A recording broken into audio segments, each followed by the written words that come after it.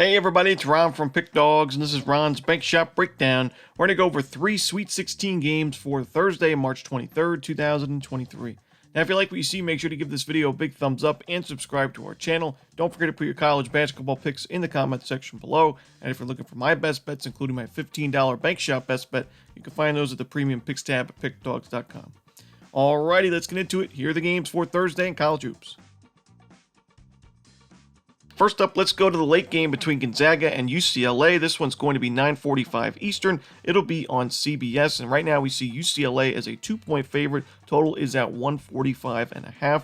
Now, it's not often that we see Gonzaga totals that are less than 150, but, in this matchup, I think it's for good reason. I actually think there's still some value on the under, even at that low number for a Gonzaga game. We saw the first 2 games, Gonzaga played in high-scoring games, 82-70 over Grand Canyon, 84-81 in the second game against TCU.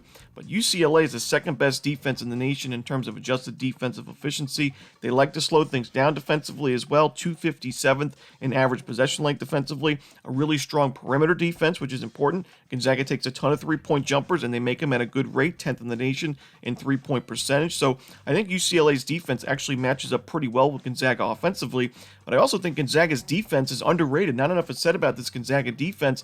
You don't usually get too far, and especially the second weekend in the NCAA tournament if you have a bad defense. I think Gonzaga's defense, in recent years has certainly not been great, but this is a team that's strong on the defensive glass. They don't take too many fouls defensively. They can force a few turnovers as well. So we're currently ranked 75th in adjusted defensive efficiency. I think it's better than that. I think this is a top 50 defense, especially when you look at the shot quality for Gonzaga.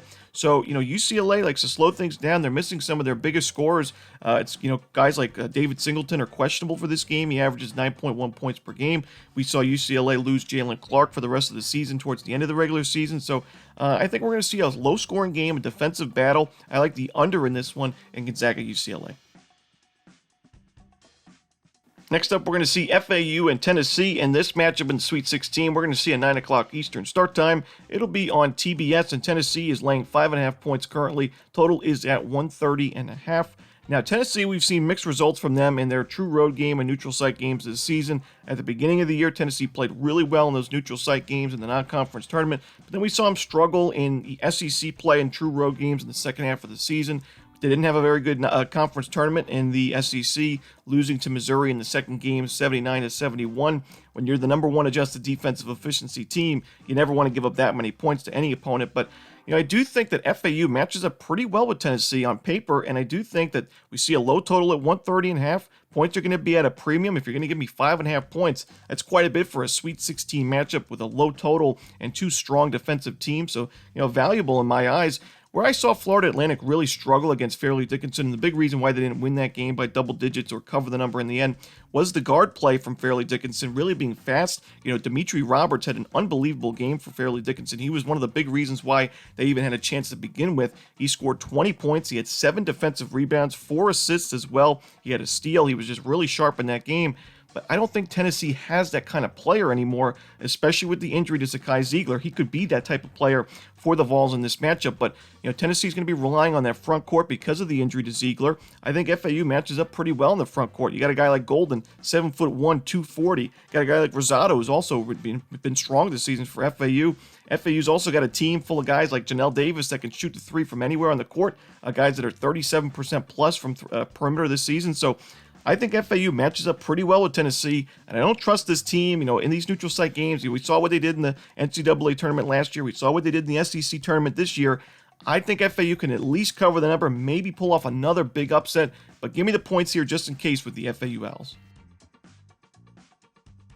Next up, let's go to the Arkansas and UConn matchup. This one's going to be 7:15 Eastern. It'll be on CBS, and right now we see Arkansas as a 3.5-point underdog. Totals at 140.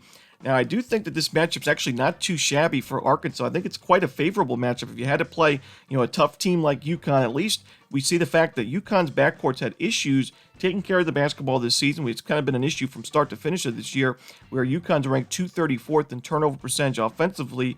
You've got a defense like Arkansas that's pretty aggressive.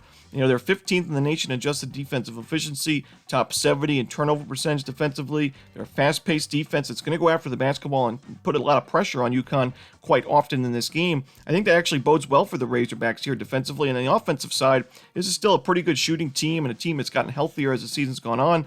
I do think that UConn, this is a team that relies on its front court with guys like Adama Sanogo, who just, last game had 24 points. He was 11 of 16 from 2-point range. He had one of his best games of the season, in my opinion. But Arkansas is 14th in the country in average height. This is a pretty tall team for Arkansas. We're used to seeing them have pretty good front courts year after year in this program, especially under Musselman. So I think Arkansas is not going to be intimidated in this game. I think this is actually a decent matchup for Arkansas. If they're going to pull off another upset, this would be the team that they would want to face. We saw them take down Kansas. I thought one of the best teams in the country. I liked Kansas in that game, but Arkansas took care of business. I think Arkansas has a good shot at taking this one as well, but I'm going to take the points just in case with the Razorbacks. And that's it. Those are the games we're going to talk about for Thursday in college basketball. Hope you enjoyed this video. If you did, don't forget to hit that like button and subscribe. And don't forget to put your college basketball picks in the comment section below. Again, if you're looking for my best bets, you can find those at Pick Dawgz Premium. As always, this is Ron Romanelli. Good luck.